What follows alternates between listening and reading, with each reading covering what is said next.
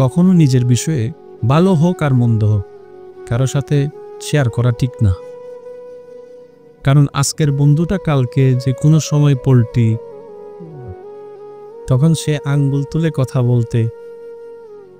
সেজন্য যত পারবেন এটাকে একটু লকার বানান, নিজেরটাও রাখবেন।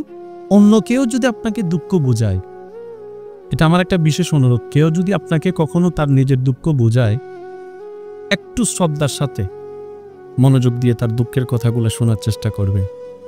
তার কারণটা হচ্ছে আপনি যেটা শুনছেন সেটা সে পার হয়ে এসেছে সেই কষ্টের সময়টা।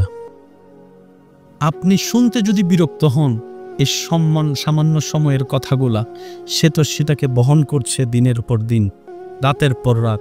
কত রাত নির্ঘুম কেটেছে এই কষ্টের কারণে, কথা বলেন ঠিক কিনা? কেউ যদি আপনাকে দুঃখে কষ্টের কথা শোনাতে আসে, আপনি বলবেন, ইয়া রব, তোমার দরবারে লক্ষ কোটি শুকরিয়া যে অন্যজনের অন্তর হালকা করার জন্য তুমি আমাকে ব্যবস্থা করে দিয়েছো, আমাকে সুযোগ দান করেছো, সুবহান আল্লাহ।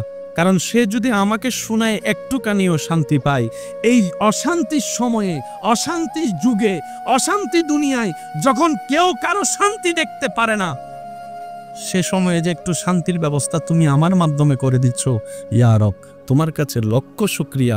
তুমি আমাকে তৌফিক দিও, তার প্রত্যেকটা শব্দ যেন আমি মরণ পর্যন্ত আমানত হিসেবে রাখতে পারি, আমানত হিসেবে রাখতে পারি, আমানত হিসেবে রাখতে পারি। মনে রাখবেন, যে আপনাকে দুঃখ শোনাবে সাথে সাথে দোয়া করবেন, আল্লাহ তুমি তাকেও মুক্তি দান করো, আমাকেও মুক্তি দান করো, তাকেও ক্ষমা করে দাও, আমাকেও ক্ষমা করে দাও। চিৎকার দিয়ে বলেন আমিন।